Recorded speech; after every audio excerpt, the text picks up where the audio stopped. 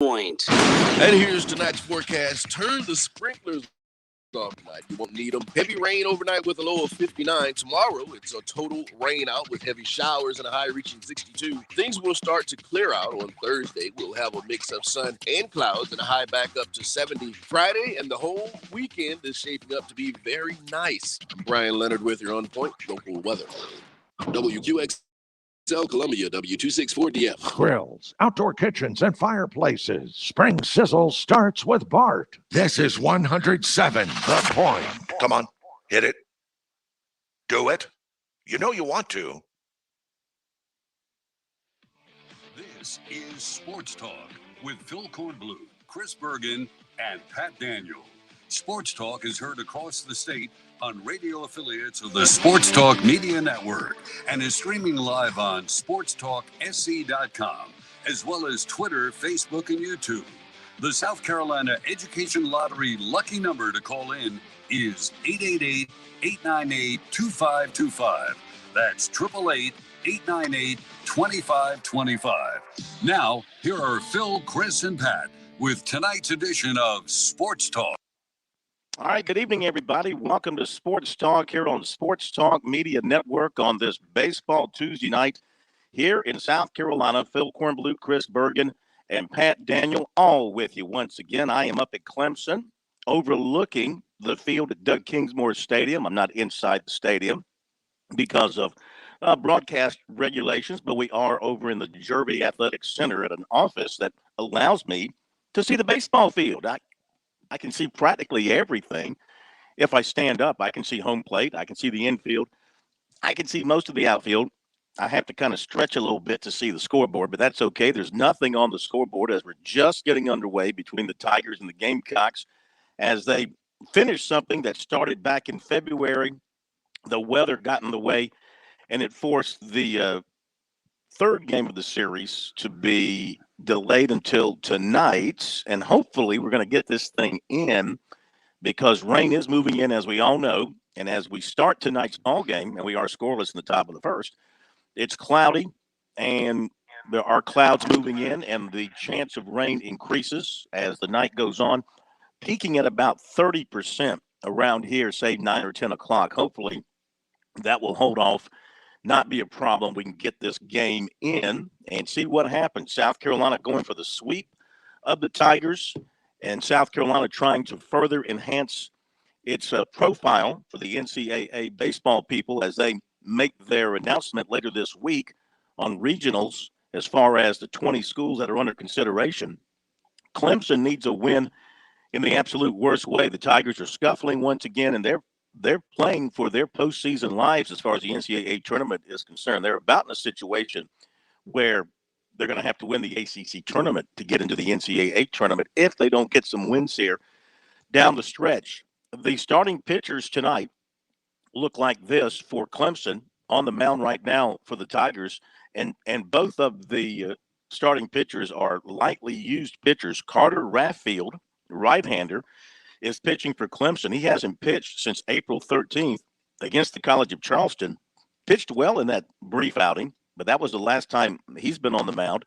C.J. Wines is on the mound for South Carolina. He has not been used much at all, but he did pitch well in an inning the other night against Mississippi State when the Gamecocks were losing to the Bulldogs. They put him in, and he pitched well. Did not allow a run or a hit and struck out one. So maybe that stuck in the mind of Mark Kingston, knowing that he was not going to be able to use his frontline pitching tonight. And there's some other changes in the lineup for South Carolina.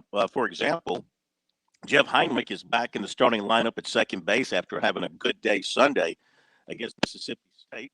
Michael Robinson is starting at shortstop. So no Wimmer, who's been playing pretty regularly at second base for the Gamecocks, and no George Khalil, who has started almost every game at shortstop for the Gamecocks. I haven't had a chance to see if there's been anything out on Twitter about those changes, Chris. Maybe you've seen something. Maybe it's just something that Mark Kingston wants to look at here. For Clemson, pretty much their same folks are in the lineup tonight. Sam Hall, Kier Meredith, James Parker, Caden Grice will DH, Hackenberg behind the plate, Brewer in right. Briar Hopkins is playing first base tonight. I think that's a little bit of a switch up with Max Wagner getting the call at third and Teodosio in center field. So really the news is about, I say, the Gamecock lineup, Chris, and a couple of changes there for whatever reason that Mark Kingston has made. Hey, Chris, sorry to jump in here. Corn, I apologize to our listeners. Do us a favor and drop your line and reconnect. We're having some internet issues getting you from Clemson right now. Only every other word or so you're saying is going out over the air. So, Chris, if you wouldn't mind, answer his question. Phil, please drop and reconnect with me real fast. All right, I think I can handle that, Pat. Appreciate you jumping in here. How are you, by the way, this evening? I'm doing fantastic. I'm Jealous that he's up at Clemson. That's always just to be at a ball game, be at this rivalry game is pretty nice, but it's always good chatting with you. Hope you're doing well today. I am as well, thank you. And to answer Phil's question, I have not seen anything out of the ordinary with regards to Carolina's lineup for tonight, but the pitching to me is the most interesting part of this, and I think it's the depressing, at least for me as a fan. It's the most disappointing, maybe depressing is a little harsh, but disappointing part of having Friday night's game originally rained out. So now we get a midweek game between these two teams. I remember many, many years ago before they went to the weekend 3-game series, which I think is outstanding. It was a great move by both schools. But before they did that, they would play, 2 over the weekend and then periodically sprinkle in another midweek game, in April, and then try and find another one that they could maybe get in early May. And you always ended up having a situation where you get 7 or 8 guys who pitch for both teams, and it's not the full strength of the two teams. This rivalry is too important to so many people here in our state, and inarguably, at least back in the mid-2000s and going into the early part of this decade, is the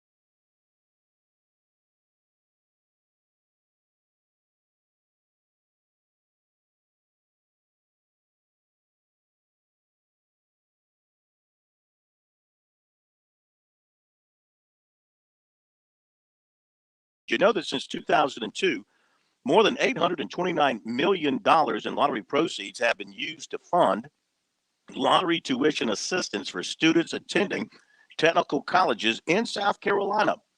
Learn more about the South Carolina Education Lottery's impact at seeducationlottery.com/education wins. Of course, playing for fun is a win for education. So we are here at Doug Kingsmore Stadium, or, well, more exactly, just outside Doug Kingsmore Stadium, but able to peer inside.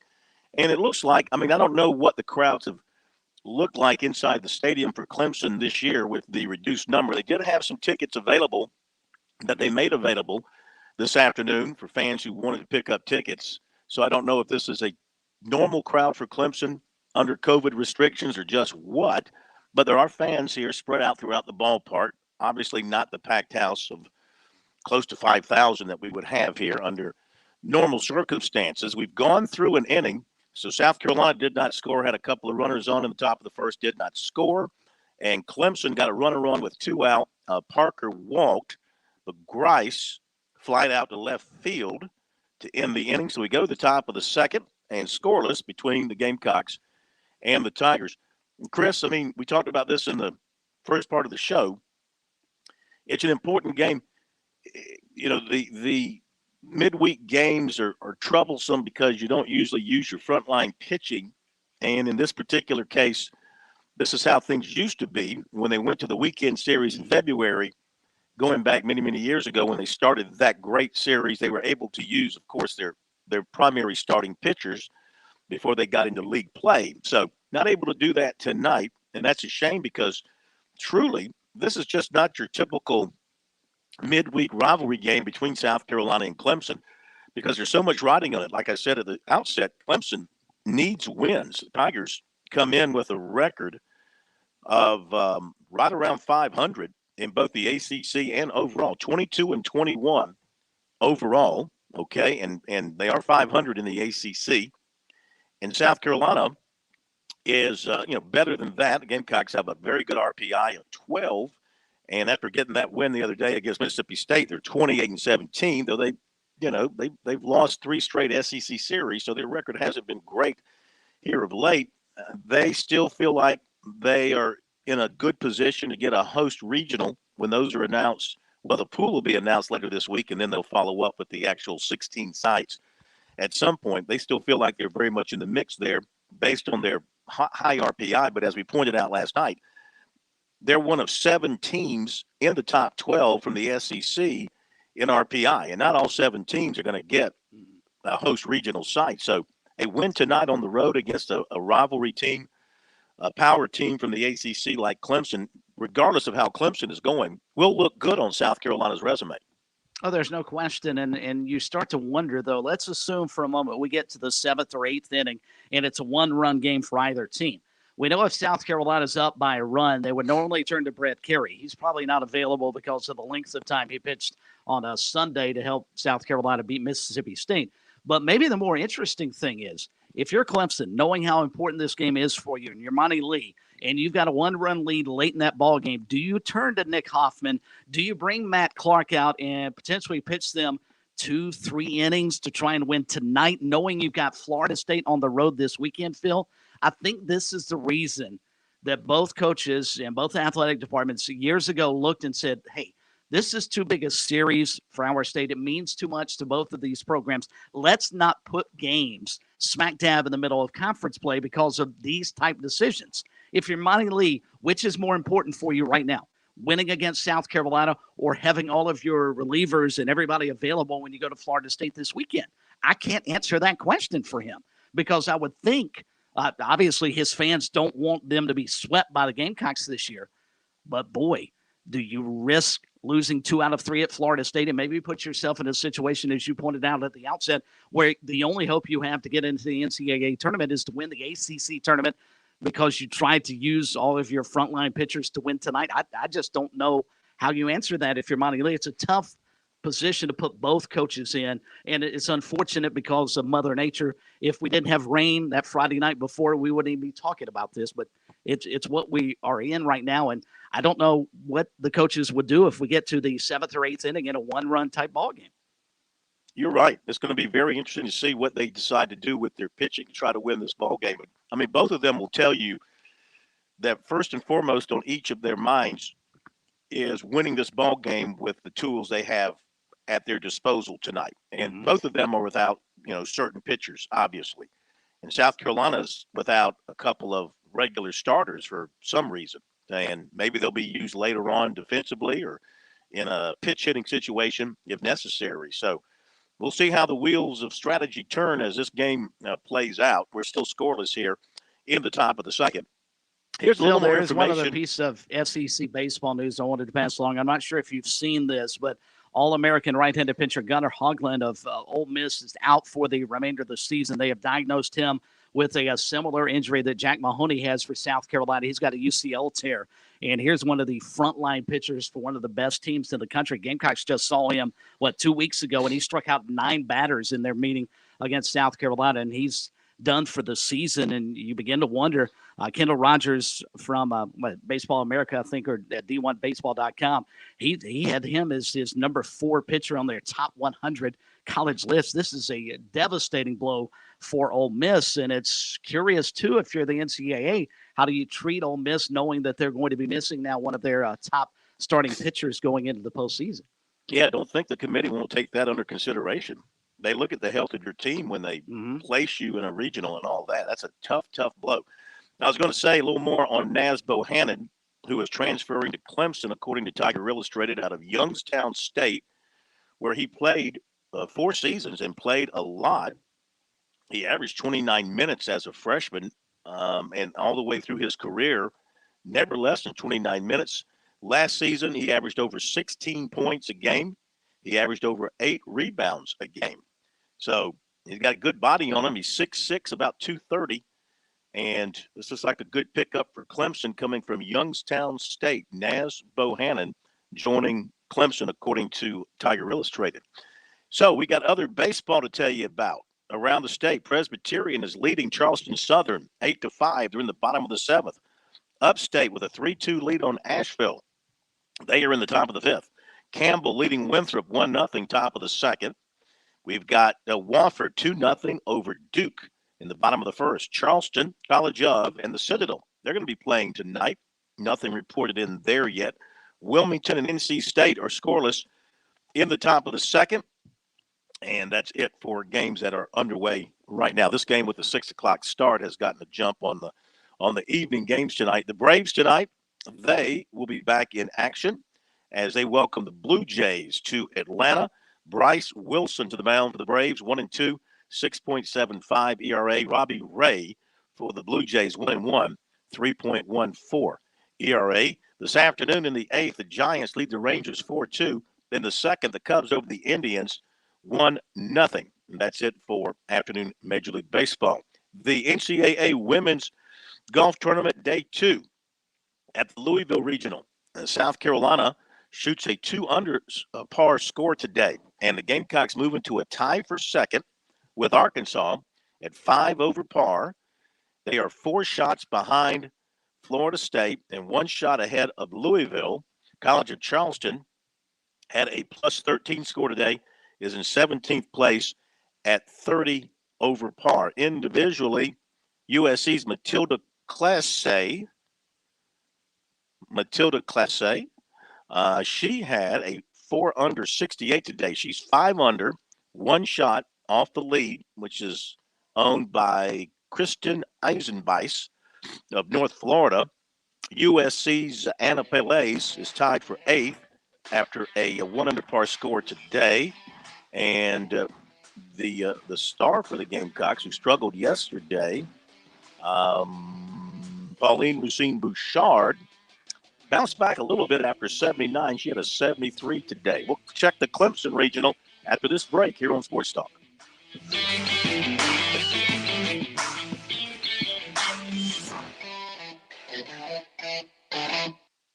Owning a car is a team effort, and the professionals at Suddeth Automotive want to help keep yours in top shape. Visit SuddethAutomotive.com today to register to win a lifetime car care package. Lifetime oil changes, lifetime windshield wiper blades, lifetime fluid top-offs, belt holes, and brake checks. Well, you get the picture. It's lifetime. But register to win today. Contest closes soon. All the details on the contest and the lifetime car care package are at SedithAutomotive.com. A social distancing tip. Putting distance between yourself and others is critical to slowing the spread of coronavirus. So here are ways to stay in contact without the physical contact part. Call, send a text, set up a video conference, post on social media, dedicate a song on the radio. If you have symptoms of fever, dry cough, and shortness of breath, call your healthcare provider before going to their office. For more info, visit coronavirus.gov. Let's all do our part because we're all #AloneTogether. Brought to you by the Ad Council. With SRN News, I'm Bob Agnew in Washington. U.S. officials are seeking to soothe concerns about price spikes or damage to the economy from last week's cyber attack on a major fuel pipeline. Patrick DeHaan of GasBuddy.com says, in fact, the attack is not having a significant impact on prices at this point, but drivers are still rushing to the pumps, and it has led to some shortages.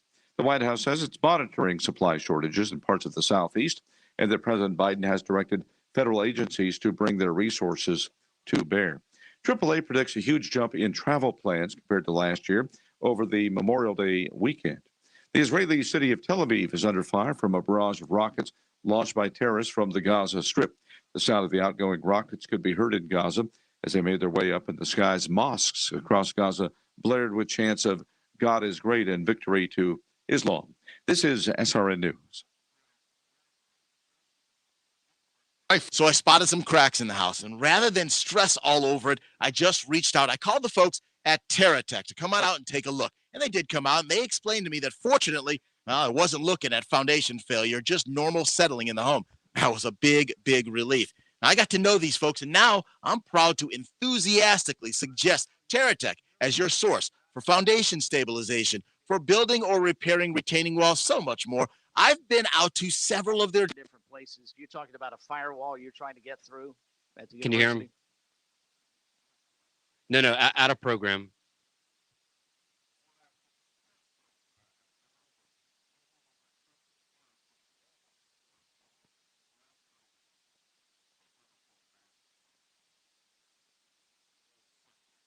Yeah.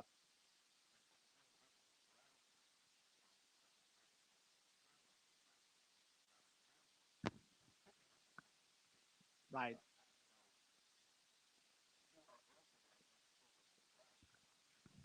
I ran into that at Troy, I think last year, and the only way we were able to fix the problem with the Conrex was actually what you're doing, and that was use a hotspot to plug in. Yeah, I don't know why these schools. I understand, but hey, heads up, by the way, this is going out. Just not on the broadcast, but on the internet stream. Just figured that's fine. We'll give them some Radio 101 behind the scenes.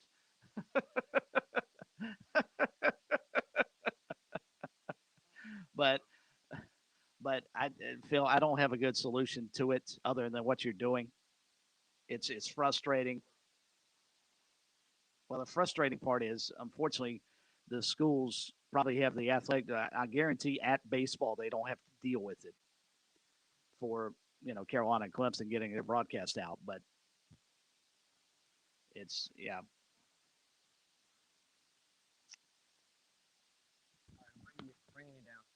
Gov/VaxLocator or call 1-866-365-8110 to find a vaccine location near you. Triangolo goes shotgun, and they go play action. Look into the end zone. Touchdown, Davis Allen. Hey, Tiger fans, although the football season ticket priority deadline has passed, it's not too late to place your order for new season tickets to come back home to Clemson and see your Clemson Tigers play in the Valley this season. To join IPTAY and order your tickets, call 1-800-CLEMSON or visit ClemsonTigers.com/football tickets. That's ClemsonTigers.com/football tickets and come back home to Clemson. This is Jeremy and Courtney Sweet, your hosts on the Home Advocates, where we try to help you make your home a safe, healthy, and happy place to be. Tune in Tuesday mornings at 9 a.m. right here on 100.7 The Point Radio.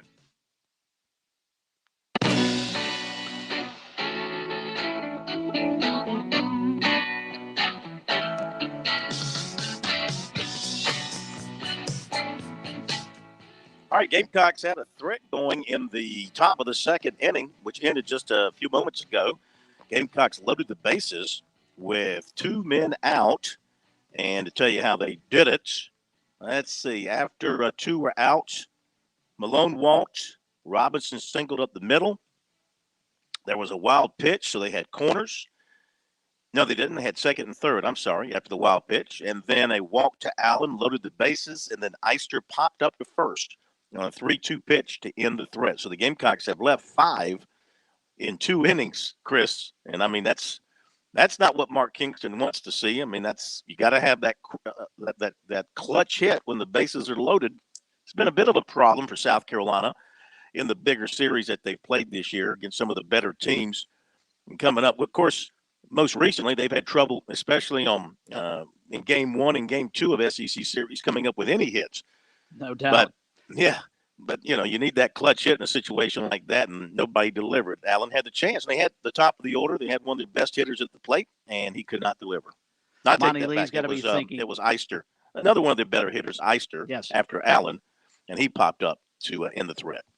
Monty Lee's got to be thinking, finally, the baseball god's starting to smile on my team, because that's exactly what happened to Clemson over the weekend at Georgia Tech. They were miserable with runners in scoring position. I think they left, if memory serves, about 29 runners on base through the 3-game series. So they had their issues over the weekend. So if you're a Clemson fan, you're hoping maybe this is turning the tide a little bit for us tonight, that the Gamecocks are going to strand a bunch of people and we'll figure out a way to drive in a few runs. Well, we'll see what Clemson does here in the bottom of the second. Our phone line's 888-898-2525 as we talk back and forth about tonight's baseball game and other issues. And feel free to join in, 888-898-2525. You're watching the baseball game and listening to us. You got something else that's on your mind here on this mid-May afternoon in the Palmetto State. 888-898-2525. And, of course, if you lose us over the airwaves, or you have lost us over the airwaves for the ball game or something else, you want to stay with us, we have our variety of streams for you. The audio stream on our website, just click on the link in the navigation bar that says listen to Sports Talk. And then we have the 3 video streams for you: Twitter, Facebook, and YouTube. And even Pat Daniel has crashed the party. Pat, you're looking mighty fine there tonight as you have found your way into our video stream. I'm not sure if that's a good look for us or not. Yeah, I'm not sure. I'm just trying to. I'm right here between the two of you, so y'all lead the charge. I'm just stuck somewhere in the middle. Yeah. I like his shirts. I think the shirt is sharp. I appreciate that. You know, I like to be a little casual, but wanted to look a little nicer today, a little better than my typical T-shirt and a backwards cap look. But yeah, just trying to keep up with you guys. Yeah. Right. Good luck keeping up with us, okay? Because we kind of set the trend. We set the pace. Let's see. What else did I have for you? Oh, the Clemson women in their regional in Columbus, Ohio. And let's see. The Tigers today, they were 15 over par. Leaves them at plus 26, 25 shots back of the lead. They are in 10th place. Georgia, your leader. Michigan is plus 8. And then Coastal Carolina was plus 25 today, plus 35 for the tournament, and they are 13th. I believe, don't hold me to it, Chris, maybe you know, I believe the top 6 advance from the regional to the big tournament. Oh, wow. That sounds about right, Phil, but if I'm pressed, I'll agree with you, but I'm not 100% sure if that's how the regionals are set up. But I think you're right, top 6. Maybe top 8, but I think it's top 6. Yeah, I'm going to ride with the top 6 for now. So Clemson's got some work to do, and South Carolina's in excellent shape in its region. Of course, USC, the number 1 national siege, kind of felt like they were going to be right in the mix of things. And individually for Clemson, Ivy Shepard, she had a 74 today. She is plus 3 for the 2 rounds, and that puts her tied for 13th at this point. The USC women's softball team, they won their game today against Auburn, their play-in game, the SEC tournament. They advance, move into the next round. They win it 3-1, so they advance there. And let's see what else we have that is of major importance to you today. The Braves claimed a pitcher off waivers from the Orioles today. Why you would want to claim anybody from the Orioles is beyond me. But the guy who threw the no-hitter the other night, is it? No, they didn't put him on waivers. They put a guy named Jay Flaw, Flaa, Jeff Flaw. Braves have claimed him, and that makes their 40-man roster now full. Speaking of baseball, Sports Talk's official college baseball team, the Stingers of Florence Darlington Tech, they won their region championship yesterday, and now they are going to host the Eastern District Championship May 14 through 16, and the winner advances to play in the National Junior College World Series in Grand Junction, Colorado. They're going to be playing the Monroe Mustangs, Monroe College, and I guess that is in North Carolina? I don't know. They are the Region 20. No. They're in New Rochelle, New York. I'm sorry. New Rochelle, New York, the Region 21 champs. So that'll be coming up May 14 through 16. So congratulations to the Stingers for having another great year and keeping it going. From Bet Online, how about some football? We need some football, don't we? Clemson is the 1-8 favorite to win the ACC football championship from Bet Online, the new odds. 1-8. Whatever That's pretty the lopsided. automatic odds are, shouldn't that be what Clemson is? I'm guessing 1-8 leaves some leeway in there for Virginia Tech or Florida State or North Carolina to try and slide in. But how in the world do you not make them the whatever the unanimous odds favorite would be? I'm guessing 1-8 isn't, but that's got to be pretty close. I would think so. North Carolina's 15-2 and Miami is 8-1. Alabama is 4-5 to win the SEC. Georgia's 5-2. Texas A&M is 15-2, and South Carolina. If you put let's see now, I'm not real smart with all this stuff, but if you put $1 down on the Gamecocks to win the SEC championship, and they win it, you would get back $200. Thus, they are 200-1. Am I right about that? I think that's right. Yeah, I think that's probably fair for them. Yeah, they're a long shot. They are indeed a long shot. Speaking of, tomorrow night we'll have Shane Beamer with us. We'll ask him if he feels like a long shot. One thing I want to talk with him about tomorrow night, Chris, is his approach since he stepped on the campus in South Carolina. This everything is positive, everything is rosy approach, at least publicly. The videos, the public statements, the interviews, he has really, and he's a naturally positive person. He always has said that. He's a naturally guy that looks at the glass half full, not half empty. He has really poured that on since he took over at South Carolina. And I think in a lot of ways, it's done a lot of good for the program, for the players, and for the fans to hear that positive talk. Of course, now you've got to go out there and produce. And when people start analyzing this team coming out of the spring, you see all these holes that people are talking about. You know, no receivers, no secondary, weak at linebacker, things like that. Quarterback position still kind of a question mark. You wonder how long that positivity can carry.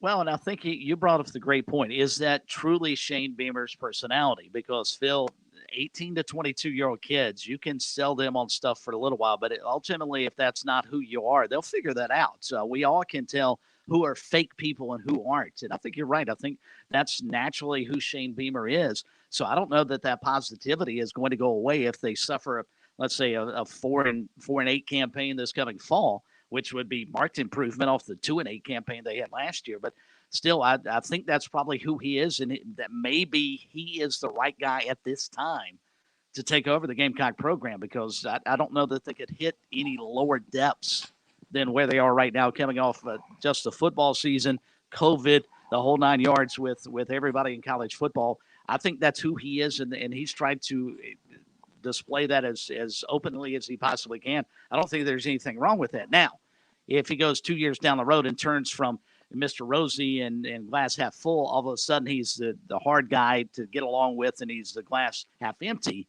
that's when I think coaches run into issues, when they change their personality on the fly players don't respond nearly as well as I think you come in and you establish your personality one way or the other right off the bat. I think your players respond much better to that if you're consistent, as opposed to maybe being a roller coaster ride for them. They certainly don't need that, and we'll see. We'll see, and I think it'll be a great question to ask him. I mean, if they go 4-8 next year, or 5-7, or 2-9, or 2-10 rather, is he going to have the same attitude coming out of this fall that he has going into this upcoming season? Well, I think it's only natural that when losses pile up, coaches' attitudes do change. They feel the pressure. They hear the negativity. They try to fight it. But, I mean, there's only one way to turn it around, and that's to get better players. And that's what he's working on now. He and his staff are working tirelessly, I'm sure, to convince the best players that they can get involved with. At South Carolina, there's only a certain level of player. I mean, they can aspire to recruit 5- and 4-star players, but not that many of them are looking South Carolina's way. 3 stars, yes, bevy of those that they can get involved with. And, again, the star rating is not the end all by any means. You can take a player who is not as heavily ranked in the star system in high school and turn him into an excellent player. We see that all the time. It's not the end all by any means, but for discussion purposes, that's what we live with today, is that particular system, rightfully or wrongly, it's there. And that's what the college football fans who follow recruiting, that's the gospel to them. So for the longest time, I use Clemson as an example. Absolutely. They treaded along recruiting 3 stars and occasionally a 4-star guy here and there. And then they kind of broke through, and they got the C.J. Spiller, and they got the Sammy Watkins, and they started piling up win upon win and ACC championship upon ACC championship. Now, I mean, Clemson, they hardly sniff at anything below a 4-star rated player. Almost every player they recruit is considered to be the top, if not among the top player in his particular state. And that's how they have built up such a quality roster. And when a player goes down, they have a high-level player ready to replace him. South Carolina is far from that. And, they may be able to skate by in the first month and win some games simply because they're bigger than the schools they're playing, except for the Georgia game there early on. But it will catch up with them when they get mid-October and on into November, because that schedule is really, really tough. And you'll see then where the roster is lacking in some areas, especially if they get hit by injuries. Well, and it'll be really curious, and something I'm not sure we've developed, and we'll ask Coach Beamer about this. What is Marshawn Lloyd going to bring to the team? Does anybody know at running back position? How much is he going to be able to take the pressure off of Kevin Harris, who had just a terrific season last year, leading them in rushing and one of the top running backs in the league? How much does Marshawn Lloyd's emergence help them offensively? How much progress has Luke Doty made? We talked about it after the spring game. We couldn't see a whole lot, but is that fair to judge him on 3 hours in the afternoon, basically have 24 minutes of play in which he didn't really play all that much? Offensively, that's where the Gamecocks are going to have to make their hay moving forward. And I'm really curious, and I don't know that Coach Beamer will let the cat out of the bag, but I would be curious to know how much they anticipate getting out of Marshawn Lloyd going into this upcoming season, because, Phil, he's one of those guys that you touched on that they have to get, one of those highly recruited players to come in. And South Carolina's done it before. It's been a while, but Stephon Gilmore, Jadeveon Clowney, Marcus Lattimore, they could have played anywhere, and they played at South Carolina. So the Gamecocks can get that kind of talent in. They've just got to start winning first to be able to build that talent. It's that old chicken versus the egg argument. Which comes first? Do you get the players so you can win, or do you win so you can get the players? Yeah, that was one of the biggest surprises in recruiting that year, was South Carolina getting him, because he was a highly recruited, highly coveted running back. And Thomas Brown, who was the USC running backs coach at the time and involved with his recruiting, did a fantastic job to convince him to come to South Carolina. And unfortunately, he went down with the knee injury and didn't get a chance to see him play last season. So everybody's anxious to see what he's all about. And the Gamecocks have developed one heck of a running back room at this point. If White continues to show the skills that he showed in the spring and play with that fire, and no doubt that he will. You know what Kevin Harris can do, and now you've got Lloyd, and they like Otis as well. So they feel like they've got a really, really good Amos. I'm sorry, Otis. Amos Otis? No. They got a real good running back room, and they're deep there. And they may have to rely on that running game because there's still a lot of question marks coming out of the spring about the passing game. Well, and rely on those tight ends too, which may be as deep as their running back room is in terms of offense. And what we've heard for years should still be a pretty viable and solid offensive line for the Gamecocks. We always hear that in somehow, some shape or fashion. It doesn't necessarily materialize, though I thought they did a nice job last year, obviously, of opening up some running lanes for Kevin Harris. So if they can get the offense going, and again, it's going to be, can they throw the football?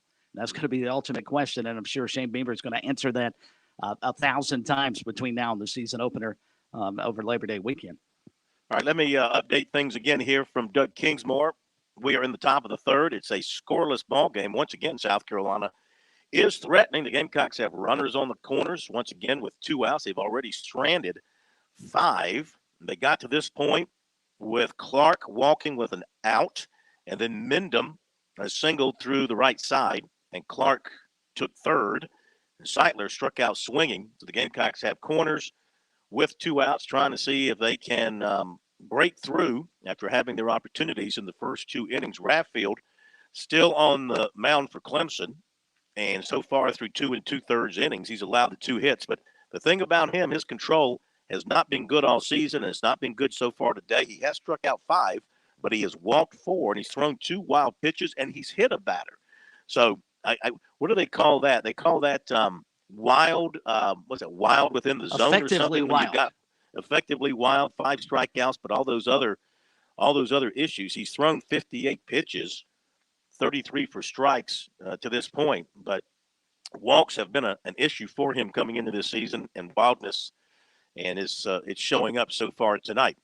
Now, today in Columbia, of course, more heavy conversation about the USC president, Bob Caslin, and the word came out in reports that he tendered his resignation to the USC board, and the board declined to accept it. And some senators in the state Senate have called for his resignation, et cetera, et cetera. And, this whole thing now has blown up considerably. It's been a very ugly situation here for a couple of days in South Carolina. We only bring this up because, again, university president eventually, somewhere down the line, impacts your athletics department, whether it comes to hiring an AD or any of the coaches. And his philosophy and his approach to athletics is certainly a key for any athletic program. And so, is he going to weather the storm?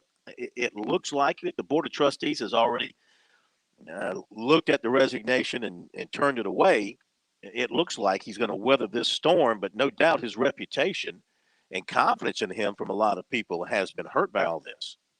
Well, the problem he has, Phil, is when he came in, he was not overly popular in terms of the hire to begin with. And any knock the people who were against him initially, this would just add fuel to the fire. And I'm more curious about the amount of state senators and political figures who have gotten involved in this over the last 24, 48 hours. And how much pressure, if you're the Board of Trustees, do you feel from the state legislature putting heat on you to make a change at the head of your university from a political standpoint? Because, of course, funding comes through the State House, and it's a state institution. I mean, there are so many different tentacles to this story that it's not just as easy as saying he's a typical employee who's a bad employee, let's fire him. I don't think it's anywhere close to that easy. And I don't know that he's necessarily made decisions regarding the university that have been that bad. It's just coming off the graduation speech in which he plagiarized, at least in terms of everything we've read, he plagiarized his speech. He called the University of California. I mean, just so many mistakes he made at the graduation and the commencement ceremony. I don't know that he can survive all of this. Yeah, you're right. I mean, it's been ugly. And we'll see what happens. But the latest thing has been that, according to the Post and Courier, they were one outlet to report it, maybe others. He tendered his resignation, and the Board of Trustees turned it down, did not accept it. Now, you've had one powerful senator come out today, Dick Harpootlian, who is a Democrat, calling not only for the resignation of Caslin, but a redo of the South Carolina Board of Trustees. Their whole setup over there, as somebody said, I think it might have been him, might have been somebody else. They said, in this person's opinion, the Board of Trustees was more concerned about politics than the operation of the university. And again, you got to remember the source here. Harpootlian was never in favor of Caslin to begin with. A lot of the Democrats, I guess, in the state legislature were opposed to him because he was a Trump guy and an Army guy, and he was McMaster's guy, and they all lined up against that. And it seems to me that kind of stuff should not be the focus of hiring somebody to lead a university. It should be an academic decision and all of that. And I don't know. Now, he's not an academic guy from the standpoint of his background, but he was commandant at West Point. Mm-hmm. So he knows how to lead a university. He knows how to lead people. And but there were people who were resentful, not only of his background and things that happened in his past, but also how this process played out when it did play out. And now they're getting their opportunity in some ways of getting their revenge about all this. And guys, to add one thing here, not even sure if y'all were aware of this, but a certain very well-respected prominent figure here in Columbia and representative of the university, Dawn Staley, actually came to Bob Caslin's defense this afternoon, tweeting out, I just want to say to @Bob Caslin, thank you for your commitment to you, she said, to you of SC. It is when we are in the midst of our hardest day, true leadership rise. Win the war, Prez. So you have a lot of people kind of conflicted right now of as respected as she is. Yeah, no, she interjected today to show her respect for him. Wait a minute. Did she use a quote there? Was that her quote? Was that her statement, or did she use somebody else's statement there? Without that is attributed directly to the head women's basketball coach at USC, Phil. I mean, she came up with that statement. Those were her words. She wrote, okay, if she did, that's fine. I'll run it through the database online and make sure. Everybody's so picky about things these days. You have to watch everything that you say. But listen, if the Queen of Carolina has spoken, then that's over with them. If she's given her endorsement, then I think that seals the deal. Hey, Clemson Softball won some honors today. Their coach of the year, John Rittman in the ACC, coach of the year, and the freshman and player of the year is Valerie Cagle. Of course, she's been a sensation. Man, in 2 years, this Clemson softball team, Chris, has opened up some eyes and made people up here pay attention to the sport. That was probably as easy, I should say, voting in terms of coach of the year and player of the year that the Atlantic Coast Conference, if that was coaches or media, I'm not sure which of those polls that ultimately was, but that was about as easy as possible. Valerie Cagle has been a superstar in the league. They won the ACC easily. And Coach Rittman, I don't know who else you could have even pretended to vote for. So those were pretty easy things. But you're right, Phil, in terms of building a program, we can compare Shane Beamer and Dabo Swinney. Maybe Dabo's set the blueprint of how to do football, but Clemson has set the blueprint for sure as to how to make a powerhouse softball program in no time whatsoever.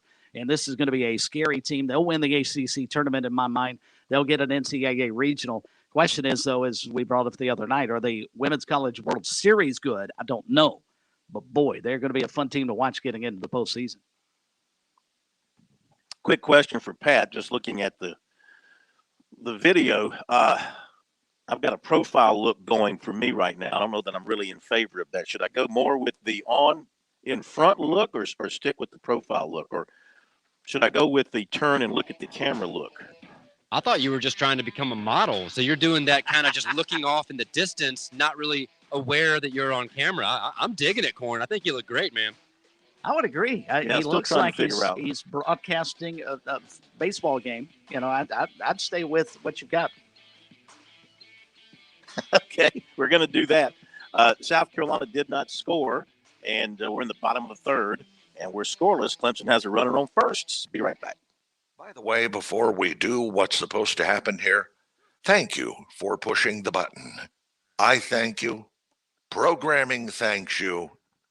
America thanks you. WQXL Columbia, W264DF. Grills, outdoor kitchens, and fireplaces. Spring Sizzle starts with Bart. This is 107 The Point. Breaking news this hour at townhall.com. I'm Bob Agnew in Washington. The operator of a major U.S. pipeline hit by a cyber attack says it hopes to have service mostly restored by the end of the week. Colonial Pipeline offered that update after revealing it had halted operations because of a ransomware attack. Energy Secretary Jennifer Granholm says the Colonial Pipeline expects substantially restored operations by the end of the week. Even after that decision is made, it will take a few days to ramp up operations. This pipeline has never been shut down before. Meanwhile, Florida Governor Ron DeSantis weighing in as well. He says he hopes the federal government deals with the cyber attack. I think this is something that demands really serious federal attention. This was essentially a cyber attack on critical infrastructure in our country. You can't just say it's a private pipeline, therefore we're not going to be involved. No, the U.S. government needs to be involved. They need to help mitigate this. Meanwhile, the FBI has linked the attack to a criminal gang. The cyber attack is raising concerns that supplies of gasoline, jet fuel, and diesel could all be disrupted in parts of the East Coast. If you're traveling over the Memorial Day weekend, expect a lot of company on the roads. A AAA Auto Club said that more than 37 million Americans plan to travel at least 50 miles from home over the holiday weekend. If that forecast is correct, it would mean a 60% increase over last year. President Biden highlighting new programs to boost vaccination as he looks to meet his July 4th inoculation goal. From May 24th through July 4th, Uber and Lyft are both going to offer everyone free rides to and from vaccination sites. I think that is really stepping up. The partnership with the ride-sharing companies marks the latest in a series of government-encouraged efforts to increase access to the vaccines. More from townhall.com. Tell me why Relief Factor is so successful in lowering or eliminating pain. I'm often asked that question. Pete and Seth Talbot, the father and son founders of Relief Factor, tell me they believe our bodies were designed to heal. The doctors who formulated Relief Factor selected the 4 best ingredients, 100% drug-free ingredients that each help your body deal with inflammation. Order the 3-week quick start now. Discount it to only $19.95 to see if it will work for you too. Call 800-500-8384. ReliefFactor.com. As a follower of Christ, you are created and called for greatness, now more than ever before. In his powerful sequel to the bestseller Kingdom Man, Tony Evans' Kingdom Men Rising calls men to break free of apathetic faith, to take a stand, do more than just exist. You have been called to rise up and influence those around you. Discover how when you get Kingdom Men Rising and learn the art of intentional impact. New from Tony Evans, sponsored by the Urban Alternative. Republicans launched an all-out assault today on sweeping voting rights legislation, forcing Democrats to take politically awkward votes, spotlighting the increasingly charged national debate over access to ballots. The measure would bring about the largest overhaul of U.S. elections in a generation, touching on almost every aspect of the electoral process. Democrats say the changes are even more important now as Republican-controlled states impose new voting rules after the 2020 election. Republicans will offer scores of amendments to highlight aspects of the bill that they believe are unpopular, including the creation of a public financing system for political campaigns, an overhaul of the federal agency that polices elections, and dozens of provisions that would dictate how states conduct their elections.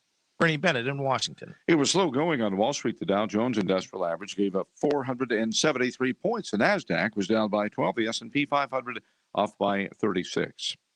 Breaking news and analysis at townhall.com. WQXL Columbia, W264DF. Grills, outdoor kitchens, and fireplaces. Spring Sizzle starts with Bart. This is 107 The Point. Right now, we all might feel a little disconnected. For seniors living alone with smaller social circles, feelings of loneliness and isolation can feel overwhelming. But there's something we can all do to help. Connect with your older loved one virtually and have the conversation of a lifetime with StoryCorps Connect. Anyone can conduct an interview, and every interview will be archived at the Library of Congress, becoming part of American history. Connect, honor, share at StoryCorpsConnect.org/AARP. A message from AARP, StoryCorps, and the Ad Council. Oh, you pressed the wrong button. Oh, residual.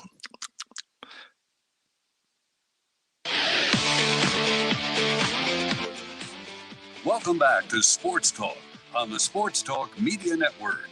You can reach the guys with the South Carolina Education Lottery lucky number, 888-898-2525. That's 888-898-2525. Now back to Phil, Chris, and Pat with the second hour of Sports Talk on the Sports Talk Media Network. Okay, we got recruiting coming up for you here in a little bit on Sports Talk as we continue from up at Clemson, where Clemson and USC are locked up in a scoreless battle as we are in the bottom of the third inning at Doug Kingsmore. Clemson now is the one threatening and is the one that needs the clutch hit. The Tigers have 2 outs. They have runners on second and third here in the bottom of the third inning. It opened up with Wagner striking out and Teodosio was hit by a pitch. Then Hall walked, so you had runners on first and second.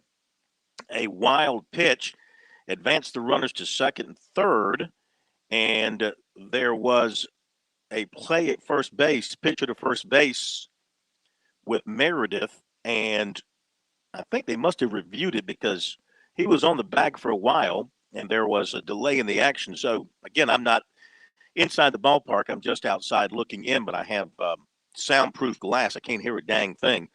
So I don't know exactly what was going on. It looks like that was the case, and it must have been ruled out because he's no longer on the base, and there's 2 outs, and the runners didn't advance. So the Tigers have second and third and 2 away here in the bottom of the third. And South Carolina, of course, is the team that's had opportunities as well and has not gotten the big hit, as they've stranded 7 to this point. And now Parker draws a 4-pitch walk. Maybe they were pitching around him. Probably a smart move to pitch around him. To get to Caden Grice, though, I'm not sure that's just that's who you want to walk. Well, maybe you're right. Maybe you're right. That's an excellent point. Maybe not a smart move to walk him on 4 pitches. It reminds me of the the Major League 2 movie where Rick Vaughn walks the batter to load the bases for Jack Parkman, and Bob Euchre's in the broadcast booth saying, "Well, obviously Vaughn thinking, I don't know what the heck he's thinking." Yeah. I'm not sure you want to walk the bases loaded to face Caden Grice, who may be freshman of the year, certainly in the ACC, but certainly an opportunity to be freshman of the year nationally as well, the way he has swung the bat this season. Yeah, excellent point. And we're getting a pitching change for South Carolina. So Wines is coming out here in the bottom of the third. And coming in is Lloyd for South Carolina. And he's inheriting a 2-out bases loaded situation. And he is facing, as you mentioned, Mr. Grice, who has been one of the better hitters all season long in the ACC, comes in batting .327 with a .627 slugging percentage. So he can make things happen in a hurry. And thus far, the Tigers don't have a hit as we play here in the bottom of the third. They've left 1. They don't have a hit. And in this inning, once again, to recap, they have runners on base via hit by pitch and a walk and another walk with a wild pitch thrown in for good measure. So bases loaded, and Lloyd coming in for South Carolina in place of Wines to see if he can avoid an issue here with the sacks full of Tigers. As we update some other baseball for you tonight around South Carolina, other games are going on. Presbyterian and Charleston Southern, they got a high-scoring game going on in Clemson. It's 8-7. I'm sorry, they're playing that down in Charleston Southern. 8-7, the Blue Hose leading the Bucks, bottom of the 8th. Upstate and Asheville, 4-4, top of the 7th. Winthrop Campbell, 1-1, bottom of the 3rd. Duke now leading Wofford, 3-2, bottom of the 3rd. College of Charleston over the Citadel, 4-2, top of the 5th. That looks like everything from the state tonight. Greensboro on top of North Carolina, top of the 1st, 2-0. Louisiana Tech, which is having a really good year. In fact, I've seen Ruston mentioned as potential host site for a regional. They're 16th ranked, and they are beating LSU, bottom of the 3rd, 4-0.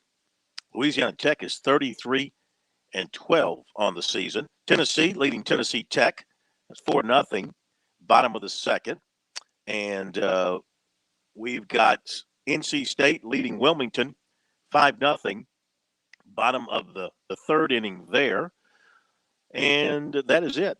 And the Braves getting underway in their game tonight just underway, top of the first against Toronto. In Atlanta, Braves trying to continue to play better baseball as they have here in recent weeks, or in a recent week or so. They started to play things a little bit better. And still waiting to see what unfolds here in South Carolina and Clemson with the bases loaded in the bottom of the third inning. We'll have recruiting coming up for you in just a little bit. You know, things are really going to heat up here in June with recruiting, Chris. That June's become the new month of heightened opportunities and activity in recruiting, especially for the kids, all the kids who have not been able to get out to a campus since March a year ago. It was the last time any of these kids were on campuses for recruiting visits. So they're all anxious to get out. Many of them are lining up their official visits in June to favorite schools. Our poll question of the week for this week has to do with Clemson's approach to that and Dabo Swinney's approach to that, and approach to the other element when it comes to recruiting and the new part of recruiting, and that's the transfer portal, John. The question is, Dabo Swinney has refused to tap into the transfer portal or schedule summer official visits, things other top programs are doing. Do you think he'll eventually change his position? 201 votes are in. 54.7% say yes, he'll eventually change his position on both. 22.9% say yes, he'll change on the summer official visits, but not on the portal. 11.4% say yes to the portal, no to the visits, and 10.9% say no to the portal and no to the visits. I know we talked about this some last night, but this will be something to watch moving forward. Hey, look, if he's able to hold to his principles, so to speak, and his philosophies, and continue to bring in outstanding talent without having to dip into the transfer portal, John, and take official visits in the summer, because his strong belief has always been, if you visit Clemson for a game day weekend and take it all in, that will be to Clemson's advantage. And that's where he feels like he closes the deal with a lot of these kids.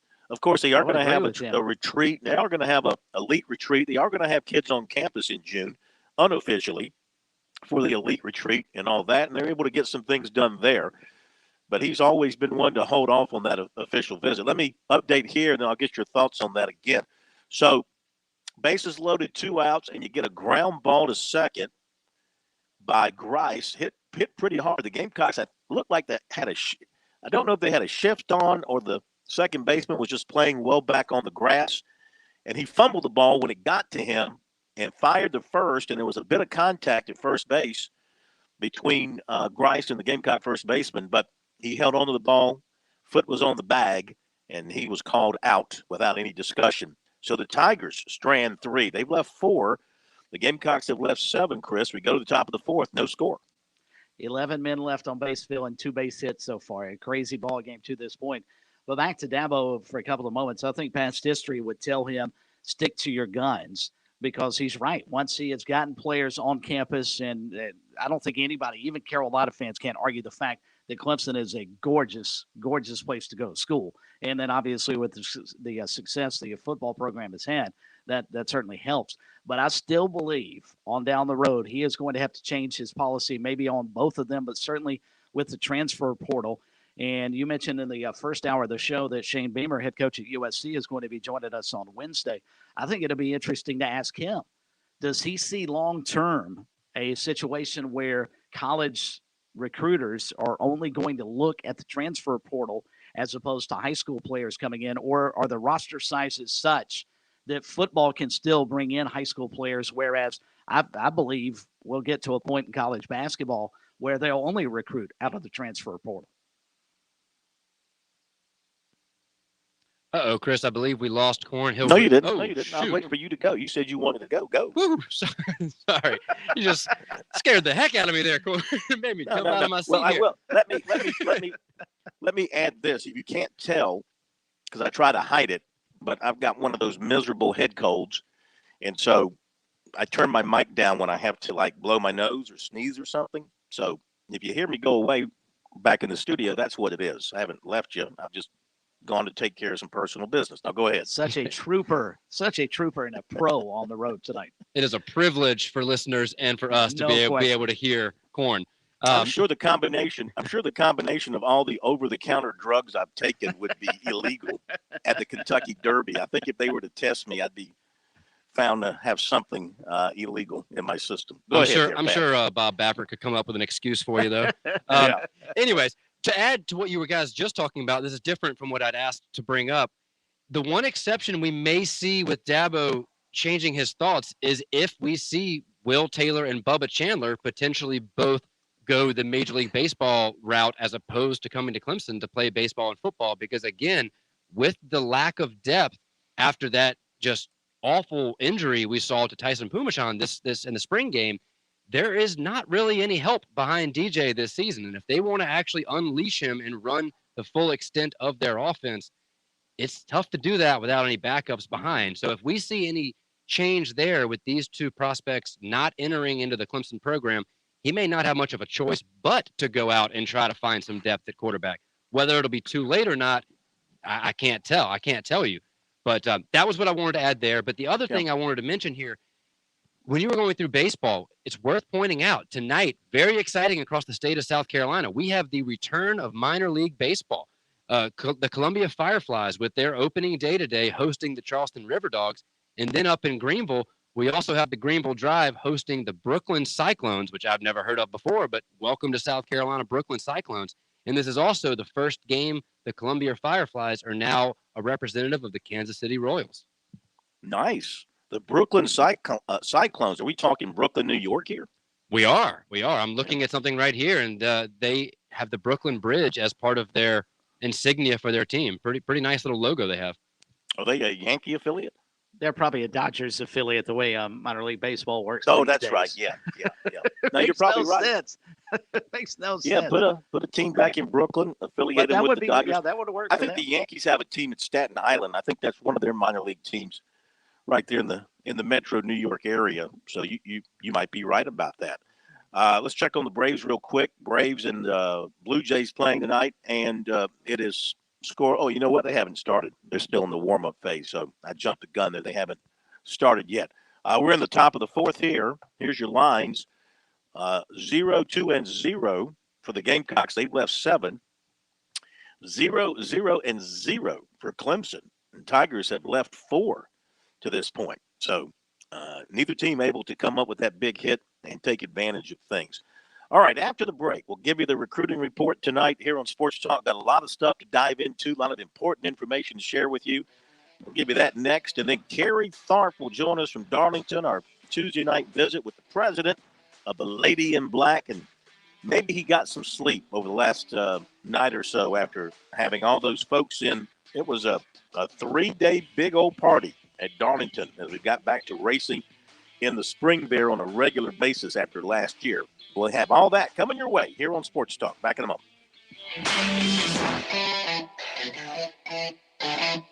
Founders is offering a low-rate mortgage with up to $4,000 in closing costs to full-time hospital employees, honoring your frontline efforts against COVID-19. With no PMI, no origination fee, and no limit on the loan amount, you can't go wrong. Visit founders.com/HEC and apply for your hospital employee choice mortgage today. Membership qualification required. Terms and conditions apply. Institution NMLS identifier number 410646. Founders is an equal housing lender and is federally insured by the NCUA. Welcome to Tiny Stories. Today we're with Sonia, who recently won $500 on a scratch-off. I am such a loser. I'm so confused. Ever been to a family reunion? Not if I can help it. My dad's family rents a beach house every year. I've always said I can't afford to go. I am so sorry. I'm assigned a sleeping bag on the porch with cousins I've never met. Been there. Even got the t-shirt. You may be Cousin Tina. No. You know what? That's it for the South Carolina Education Lottery. Tell your story at tellyourtinystory.com. I've got a math question for you. When you add tolerance, subtract prejudice, and multiply efforts to treat one another with respect, what do you get? Less division. And school sports have it down to a science. Looking for an example of what can happen when we realize there's more that unites us than divides us? Look no further than high school sports in South Carolina.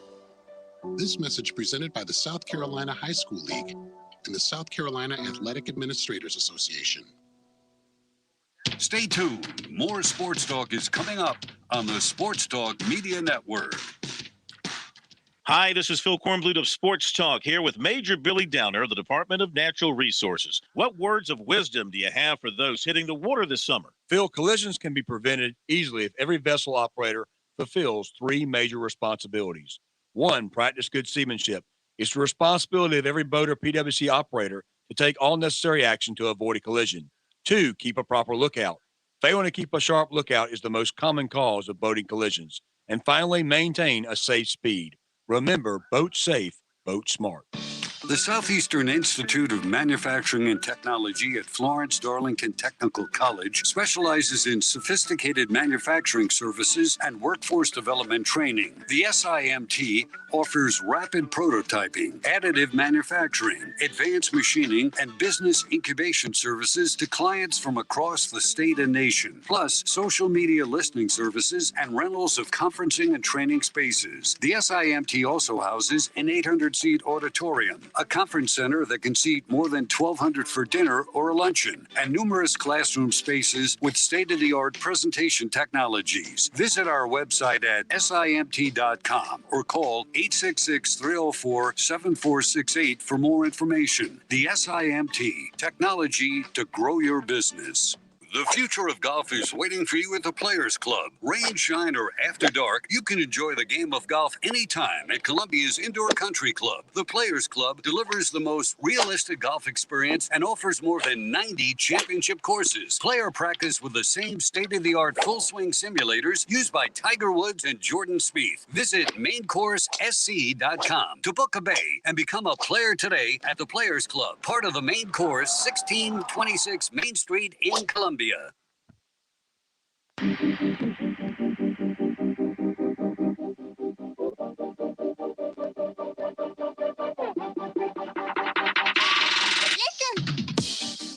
Give you the recruiting in just a moment. Let me update the baseball. We come to you from just outside Doug Kingsmore Stadium, but peering inside as finally the sun that was blasting down on me from the west. You know, the sun does set in the west, so that's how I know it's the west, because that's where the sun was. But a big old cloud, very similar to that ship in Independence Day that hovered over like Los Angeles and New York. One of those big old clouds that look like invaders has blocked the sun. Thank goodness. Lights are on here. Looks good weather-wise. I mean, the cloud above us looks like it's got some rain in it, but I don't think it's going to do anything right here on top of us. So we should be in good shape for the foreseeable future.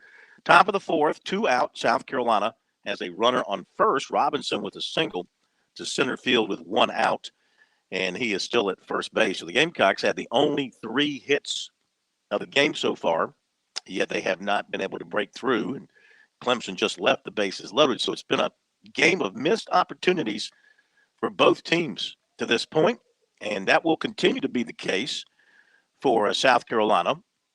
As I'm talking to you, I want to give it a few more seconds. As I'm talking to you, the inning has just ended with a strikeout by somebody. Eister strikes out. Allen struck out before him. Eister struck out. Malone flied out. Robinson singled. So the Gamecocks strand another. They have stranded 8 thus far. That's really, if they lose this ball game, I mean, Mark Kingston's going to point to the fact that they had their opportunities and could not get it done. And once but again, we'll see Phil, what happens. We got a lot of baseball left, sir. Excuse me. Once again, Phil, their inability to avoid the strikeout. Already 7 strikeouts for South Carolina batters, and everyone in the order, with the exception of Malone and Robinson, have a strikeout. Well, I mean, that's been a problem for them the other night against Mississippi State. Of course, they were facing a great pitcher on that. I think it was a Saturday game where he struck out 13 Gamecocks. And, you know, the approach has not been good, and Kingston has talked about that and been trying to work on that, but, you know, hasn't improved for them tonight thus far. Okay, let's give you the recruiting report for tonight. As always, it is brought to you by Seawells, the very best in the catering business, right out of Columbia. They've been doing it for over 70 years. So no matter what it is that you need in catering for your special event, whether it's like a birthday party or a wedding reception, a corporate outing. You just want to have a party to celebrate return to normalcy to whatever degree it's returned in your family or your neighborhood. Let Seawells do the heavy lifting for you. Come in and set up and execute and clean up. They do it all. They've been doing it, like I said, for over 7 decades. 803-771-7385 is their number. And SeawellsCateringSC.com is their website. And, of course, the daily luncheon buffet. And that is every day 11 to 2. And it's delicious. And it is they still follow the DHEC imposed restrictions, of course, until all of that's eliminated. So they make sure it remains safe for you there at Seawells. So we begin with South Carolina, and safety Kawan Banks of Tallahassee can also play corner. He can also play nickel. He's going to make his college plans official on Friday, and it appears USC's in great shape to land his commitment right now. He narrowed his decision to the Gamecocks, Maryland, and West Virginia. He has already committed to the school that he is going to announce for on social media, on Twitter, on Friday at noon. He told us this afternoon that he just feels real comfortable with his decision. And he said the ability of the school he chose to develop NFL talent, plus the contact with the coaching staff from that school, helped him to make an informed decision. He said the coaches just kept in touch with him, kept a good relationship with him. They're saying that they can get him to the next level. And he said he could see himself fitting in anywhere on the defense, wherever they put him. He said, I will fit there. He does have an official visit set with USC for June the 11th. That's the only one he's got set. That's another pretty good indication. Said he's been hearing from the Gamecocks a lot ever since they offered him. They offered him back in February, and he says they've been on him pretty hard. And, of course, J.C. Horn, an example of development at South Carolina, of a DB becoming a first-round draft pick. And, of course, Mukwamu was also drafted. And he said the coaches there have been in touch with him for a long time. And he said that coaches and analysts have said that he's light on his feet, he's quick, he's physical, and he can fit in anywhere in the defense. In 8 games last season, he had 52 tackles, 8 pass deflections, and 3 interceptions. 3-star prospect in the 24/7 Sports Composite, ranked the number 44 safety nationally in his class. Again, listed as a safety, but could end up being a corner. Defensive end, Nigel Kelly, 6'4", 240, Fort Lauderdale. He was a nightmare for quarterbacks last season. In only 6 games, the former Florida State commitment had 13 sacks, 21 tackles for loss among his 35 total tackles. I don't do a lot of film watching of these guys, but I did happen to see some video of this guy. This guy has got some explosion coming out of his stance at defensive end. I mean, every piece of video. I know when they put these videos together, they're only showing you the good stuff. He blew up every tackle that tried to line up across from him. I mean, just blew them up. So he might be a really good player. Clemson had been texting him while reviewing his film, and then Monday they made him an offer. He said all the defensive staff was on FaceTime with him. They said that he's a dog. He has a Clemson mindset. He's a leader. He said that's what they like at their school. And he said they asked around before they offered him, and people told them that he's a good leader and a good teammate. And he says he's quick off the block. He can use his hands. He can sack the quarterback. He said on 3rd downs, you can depend on me to get the sacks. USC offered him in mid-February, and he's heard from Shane Beamer and Clayton White and Jimmy Lindsey, but at this point it doesn't appear the Gamecocks are much in play with him. And he had a top 10 in mind, but with more offers coming in, he's kind of scrapped that. But Clemson is certainly a factor. Right now he's got officials with Indiana June the 11th, LSU June 16th, Oregon June 25th, and tentatively Clemson for November 13th. He's also considering Florida State for an official visit. He also plans unofficial visits to Miami June 1st and to Florida State June 5th and September 5th. And in basketball, as we mentioned, Tiger Illustrated reported that Clemson has gotten a commitment in a grad transfer from Youngstown State, 6'6" Nasbo Hannan. Last season, 16 points, 8 rebounds, shot 53% from the floor and 59% from the line. Got a couple of more notes, including some news on Arch Manning. We'll share that with you after Kerry Tharp coming up. Point Weather is made possible by our friends at Palmetto Citizens Federal Credit Union on 107 The Point. And here's tonight's forecast. Turn the sprinklers off tonight. You won't need them. Heavy rain overnight with a low of 59. Tomorrow, it's a total rain out with heavy showers and a high reaching 62. Things will start to clear out on Thursday. We'll have a mix of sun and clouds and a high back up to 70. Friday and the whole weekend is shaping up to be very nice. I'm Brian Leonard with your On Point local weather. I'm Kimberly Cockrell from Lexington. I work closely now with MAD South Carolina. In 1993, my best friend Nancy was killed in a drunk driving crash. MAD was there for me and will be there for you if you've been affected by a drunk or drugged crash. Friends, this is Kevin Cohen. If you've been impacted by one of these tragedies, let MAD help you. Online, it's mad.org or call them 748-7333. That's 748-7333 for MAD. With SRN News, I'm Bob Agnew in Washington. The operator of a major U.S. pipeline hit by a cyber attack says it hopes to have service mostly restored by the end of the week. Colonial Pipeline offered that update this week after revealing it had halted operations because of a ransomware attack. The FBI has linked that attack to a criminal gang. It's raising concerns that the supplies of gasoline, jet fuel, and diesel could be disrupted in parts of the East Coast if the outage lasts for several more days. If you're traveling over the Memorial Day weekend, you can expect a lot of company on the roads. The AAA Auto Club says that more than 37 million Americans plan to travel at least 50 miles from home over the holiday weekend. That's correct. It will amount to about a 60% increase over last year. Meanwhile, President Biden is highlighting new programs to boost vaccination as he looks to meet his July 4th inoculation goal using the services of both Uber and Lyft to offer free rides. This is SRN News.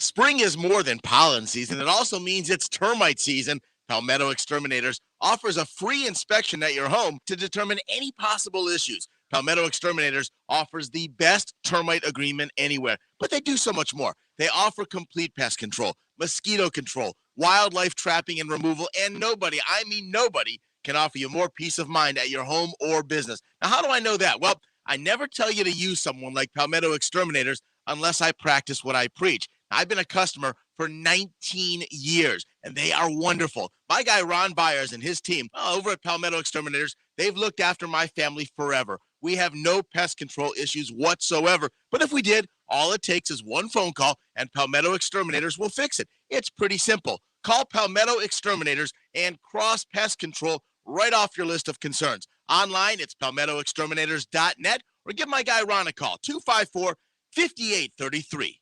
Hello, Midlands. It's Jay here with The Melting Pot. Here's a few questions we get when people call us. Do we serve only chocolate? No, we serve 4 courses, but you can get just chocolate or 4 courses of chocolate. No, you don't have to sit at a big table with strangers around you, but you can sit at a big table with friends around you. You just need to bring the friends with you. We also specialize in having lots of private booths with real walls between them, so you won't feel like a fish in a plexiglass tank. Come and see us at The Melting Pot, 1410 Colonial Life Boulevard.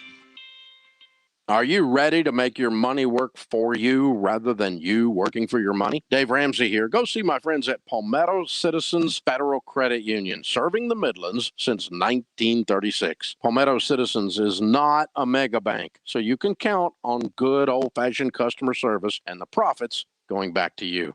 Plus, they care about your financial well-being. With 14 locations, check them out today at palmettocitizens.org, federally insured by the NCUA. Oh, man, storm's coming. I need to be prepared. Where's my phone? Oh, there it is. All right, here's the Dominion Energy app with Face ID, and I am ready to go. That's right, folks. If those South Carolina storms hit, the new Dominion Energy mobile app is a must-have. So easy to use and convenient to have around. It's not just for power outages. With this app, you have instant access to all of your energy usage, too. Pretty cool stuff. Take it from me. Be prepared this season and download it today. Have you fallen behind on your taxes and might be facing IRS penalties? Have wage garnishments, levies, or liens? Have unfiled tax returns? You want someone local and qualified. Don't fall for those national spots. Meet with me, Teresa, at Capital City Professional Services, and let me help you through your tax maze. I can help with all your tax resolution issues, There are options to get you back on track. Call Capital City Professional Services, 400-8683. That's 400-8683.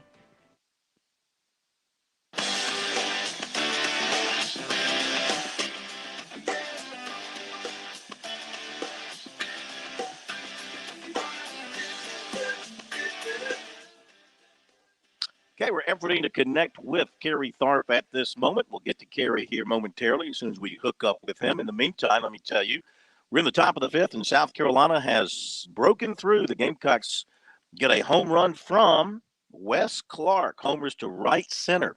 Solo home run. That would be his, I believe that's his 19th of the season. Without checking my notes, I believe it's the 19th. He's starting to get his groove back again, Chris, after he went from April 3rd through the rest of April into early May without homering. But now he's put some homers together here in recent games, and this is a good sign for South Carolina. Well, and it's interesting, Phil. I think you can sort of draw a parallel to his struggles to his entire team's struggles, because when he was hitting the ball and going so well early in the season, the guys in front of him were getting on base. So you could not pitch around Wes Clark. You'd have to throw it in the strike zone and give him pitches to hit. When the guys in front of him weren't getting on base, there was no reason to throw anything in the dirt or off the plate. Go ahead and try and get him out. If he hits a home run, it's a solo shot, no big deal. And I guess that's what Clemson has done tonight. But for the most part, they couldn't get the guys on in front of him to force pitchers to have to go, give him strikes to hit when he was struggling from the middle of April, as you pointed out, through early May. So we'll see what this does for South Carolina. Getting his bat hot again would certainly be huge. But right now, they've got a 1-0 lead on Clemson, top of the fifth. One is out. That was a 1-out home run by Clark. And I didn't even see it or hear it because, I'm not inside the stadium. I'm over here across the way in a room where you can't hear anything. And I wasn't looking when it happened. So the Gamecocks have 1 run on 4 hits. They have left 8. Clemson has no runs on no hits. And the Tigers have left 4. Let me wrap up the recruiting report, and hopefully we're going to catch up with Kerry Tharp here. Oh, good. We'll get to Kerry in just a second. Let me finish up this little piece of recruiting. So 2023 offensive and defensive lineman Cam Johnson of Seneca tweeted out today that he plans to attend camps in June at Clemson, USC, Vanderbilt, Florida, Coastal Carolina, and Charleston Southern. And 24/7 Sports today had an update on 2023 quarterback Arch Manning of New Orleans. You know all about his family. He's the number 1 rated passer in the class. He's got June visits locked in for Clemson on June the 8th, along with his brother Hyde Manning, who is a center. Also SMU, Texas, Alabama, and Georgia. They'll go to Texas the weekend after Clemson, and they'll spend a day with SMU and then a couple of more with Texas. And then the third weekend of June, they'll be in Alabama, and then they'll wrap up the month with a weekend in Athens. So the next generational quarterback, I guess, that's out there that Clemson wants. So there's a quarterback out in California that Clemson's been recruiting too, but looks like Oklahoma might have the upper hand on him, and this might be the one now in the 23 class that Clemson is going after. There you go with the recruiting report. On that list? I'm sorry? I'm stunned. Archie Manning's, I guess, grandson is at Ole Miss is not in the mix. Well, I'm not saying they're not in the mix. These are the schools he plans to. He's told 24/7 he plans to visit in June. I'm sure he's been to Ole Miss many times. He's never been to Clemson. I think so. Yeah, no doubt. He's going to get his look there. But you got to figure Ole Miss will be in the running. Maybe Tennessee will be in the running as well. And certainly LSU is going to be right in the hunt too, you would think.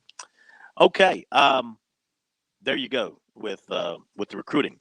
Brought to you by Seawells here on Sports Talk. Always available on our website, sportstalksc.com, on Twitter. Use the hashtag STRecruiting. As we welcome KT Kerry Tharp to Sports Talk, South Carolina's up 1-0, top of the fifth here at Clemson as we're outside Doug Kingsmore Stadium looking in on the ball game. South Carolina with the 1-0 lead. KT, good to have you with us once again, and what a weekend of racing you guys put on at Darlington. I know you didn't have the drama on Sunday that the other 2 races had, but it was still a beautiful display on television. Thought Fox did a great job showing off the track and everything about the throwback weekend. It looked great. Well, it did, Phil, and I appreciate it. Sorry I'm a little delayed here, down here with some friends and kind of talking about the race right now. But I tell you, it was a heck of a weekend. We had great weather. You couldn't have asked for a better, weekend with a throwback weekend. We had great racing on Friday night, Saturday, and then Sunday with the Cup race, the Goodyear 400. And I just thought that the entire weekend went well. We had a good turnout. It was Mother's Day weekend. We honored the mothers, and all in all, I was very, very excited about how things turned out.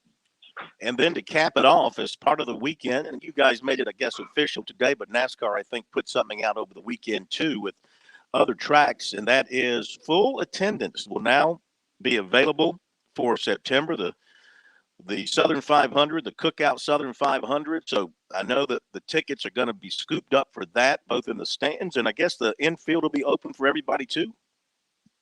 Well, hopefully it will be, Phil. We believe it will be. But great news that came out on Friday from NASCAR that the Cookout Southern 500 will not have any kind of limitations on capacity.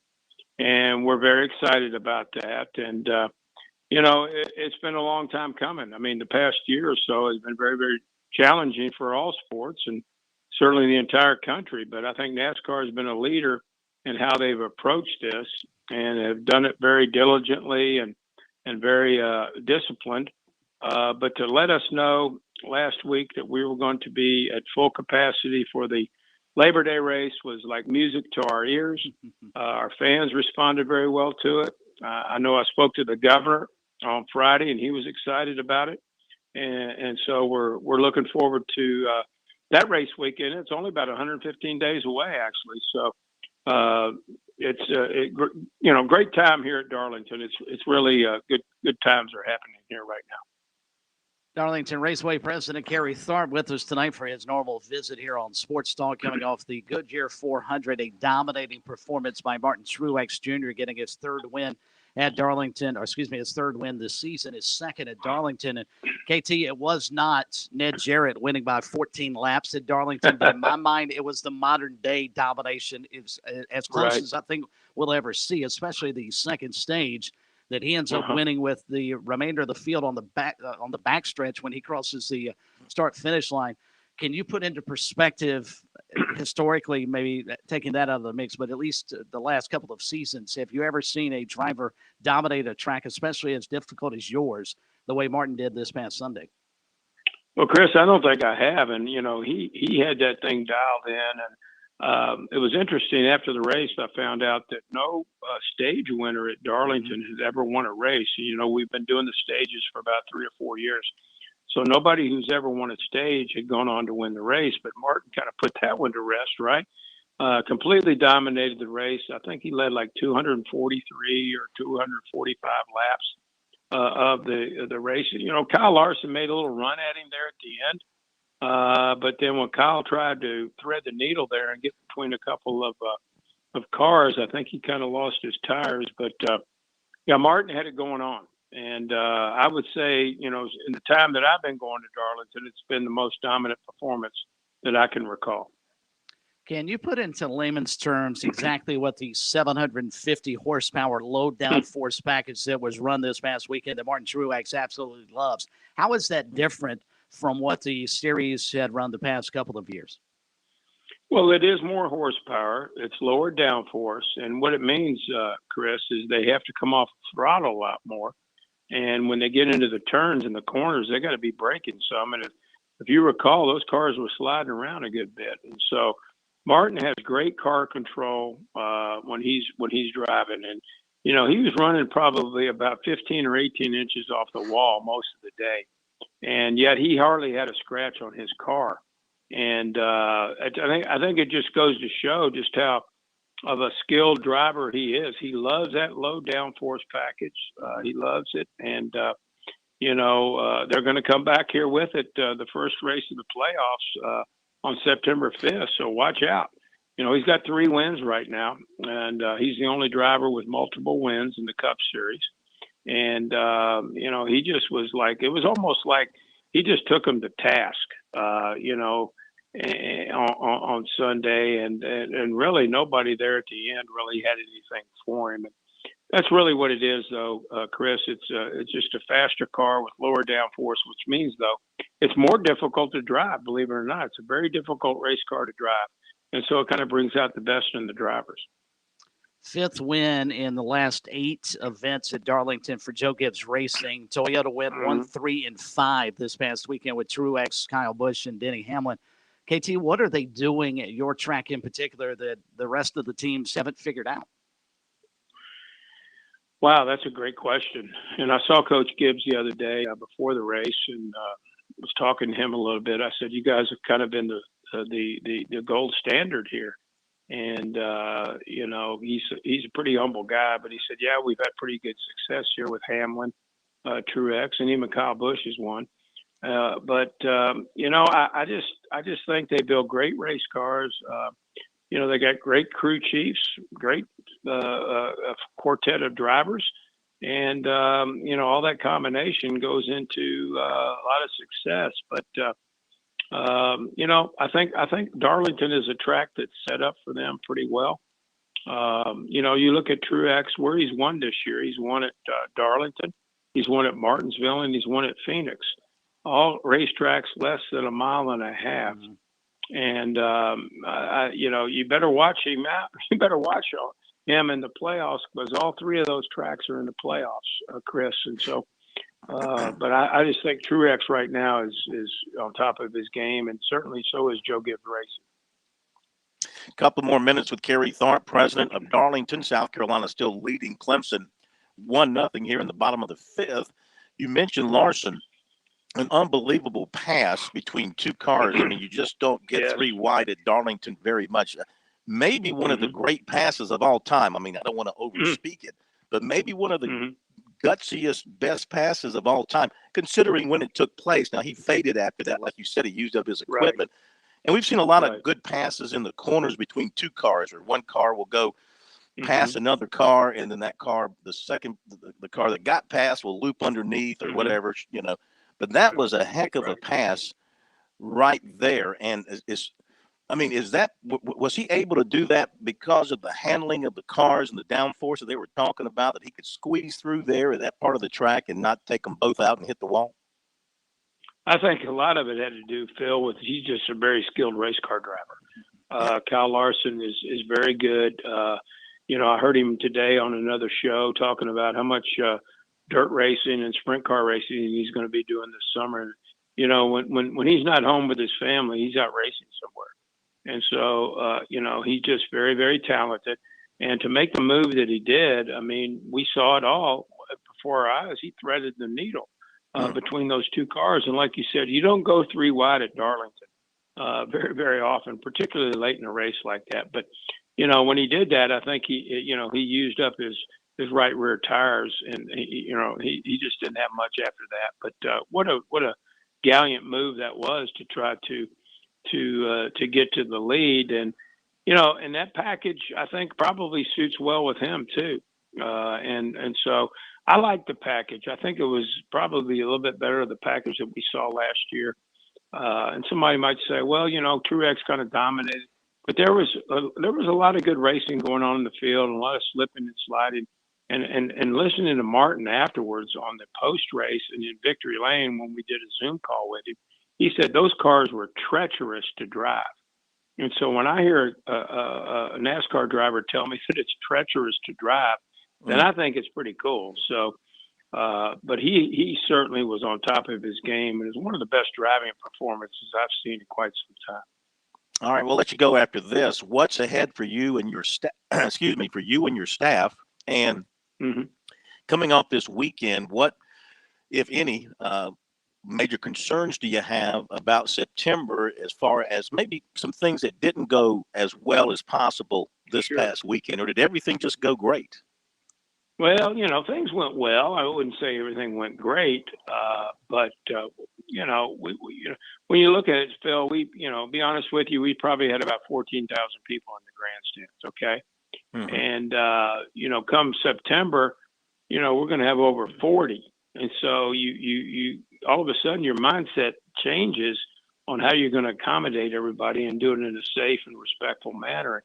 You know, we haven't had that crowd on our property since 2019, so it'll be 2 years since we've had that bigger crowd on property. So everything all of a sudden scales up. It scales up with how you get people on your property and how you get people off your property safely, whether it be security, ushers, ticket takers, law enforcement.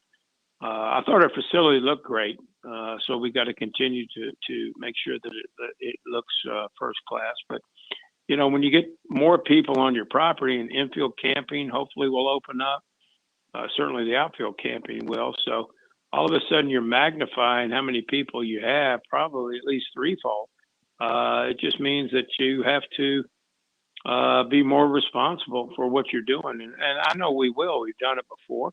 But there's still some things that you have to take care of to make sure that people are safe and so forth. So we'll do that. We'll have a debriefing here probably in about the next 7 to 10 days. And we'll move forward and get ready for the Cookout Southern 500. Tickets are on sale right now for September. Ready to move them? Yes, sir. They certainly are. DarlingtonRaceway.com or 866-459-RACE. We're selling tickets for the Cookout Southern 500 and the Sport Clips VFW 200, which is the race on Sunday. And, you know, like I said, last week it was announced that there's no restrictions on capacity.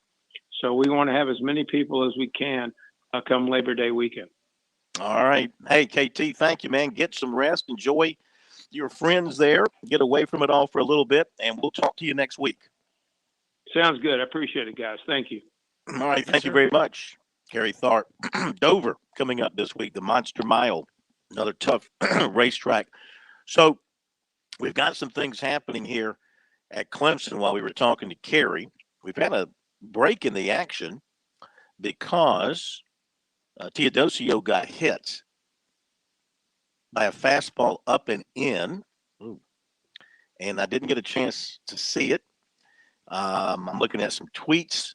He was attended to for a little while. So Clemson has runners on first and second. And now we have a situation we'll talk about in a moment because things have changed dramatically in the last 10, 15 seconds. But I have to be patient and not get into immediate reporting mode here. You know how that goes, Chris. I do understand. By the way, Teodosio's being hit by a pitch must have been severe enough they've actually pinch run for him. That's correct. Yeah, he came in. I saw him walking to the dugout with one of the trainers. Couldn't tell if he was holding his arm, his hand, or what the situation is. Okay, I think we've waited long enough to tell you what's happened. Clemson has taken a 2-1 lead now. So you had Wagner led off the inning with a walk. Teodosio was hit by a pitch, and Brock went into run for Teodosio, as you mentioned. So they had first and second. And then a bunt was put down to the pitcher, who tried to get the lead runner at third, threw it wild, and both runners scored. And the bunter ended up at second base. So Clemson now leads 2-1 thanks to the error on the Gamecocks, and they have a runner on second. And they've done all of this, and they still don't have a hit as we play here in the bottom of the fifth. But they, most importantly for them, they have – beg your pardon? Can you win a game without a base hit? Could Clemson conceivably win this thing and not get a hit? South Carolina as a team could throw a no-hitter and lose the game.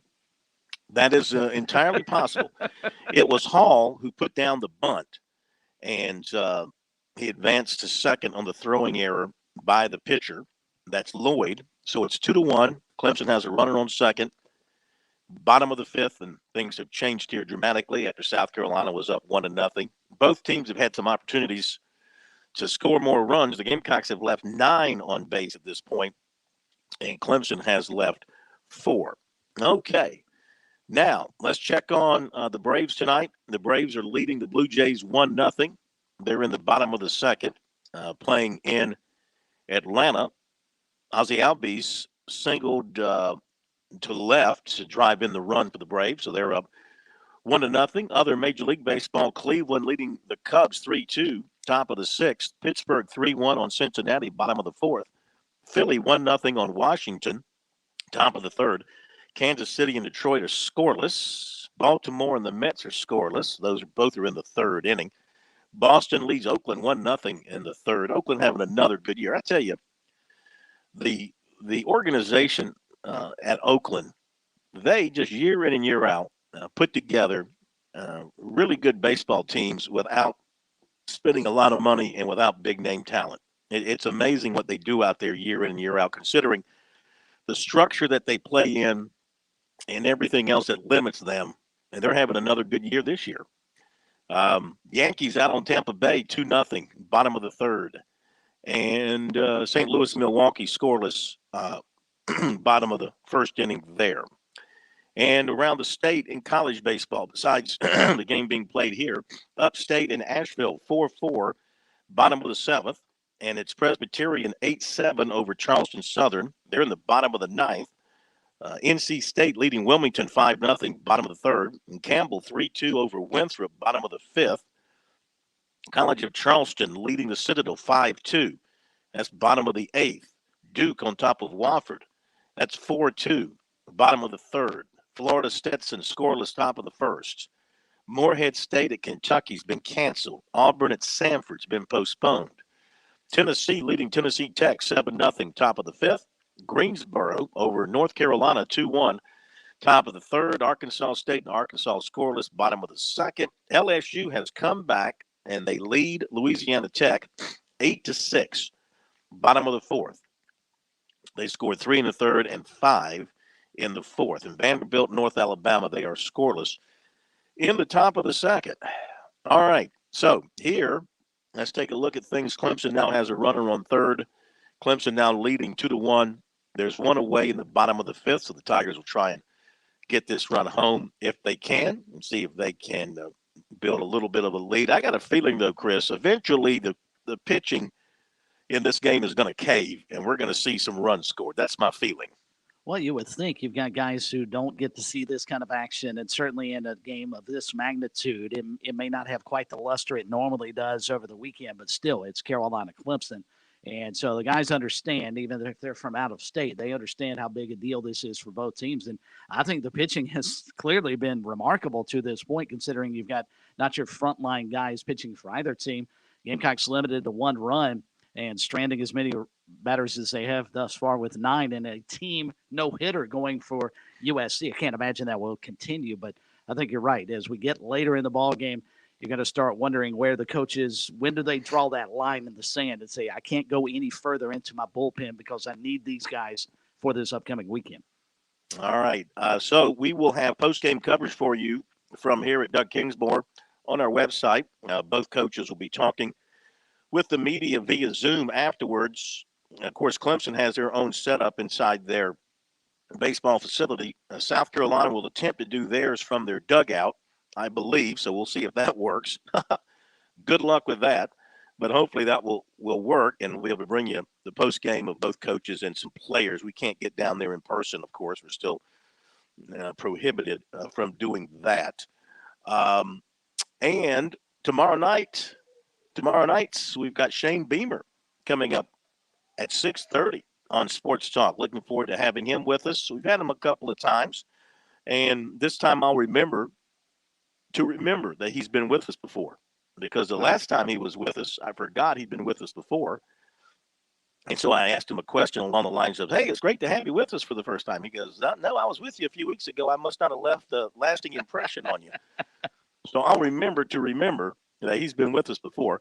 But, we'll talk to him about the spring and what he took away from spring practice, and not so much the spring game, but spring practice overall, and what he's asking of his players here in the offseason to get bigger, stronger, faster, what he's looking for in the recruiting month of June, and the thing that we talked about earlier, Chris, and that is the eternal optimism that he has for the program right now. I think it should be a lot of fun getting his take as a new head coach coming in. What changes has he already made? What changes does he anticipate moving forward? And you're right. Is the optimism a ploy at this point in time, or is it something that's going to stick regardless of how the season goes? All right, Parker gets an RBI single to left for Clemson, and then Grice hits into a double play to end the inning. So we go to the sixth. Clemson leading 3-1. Thank you, Chris. Thank you, Pat. Thank you, everybody. Have a great night. See you tomorrow.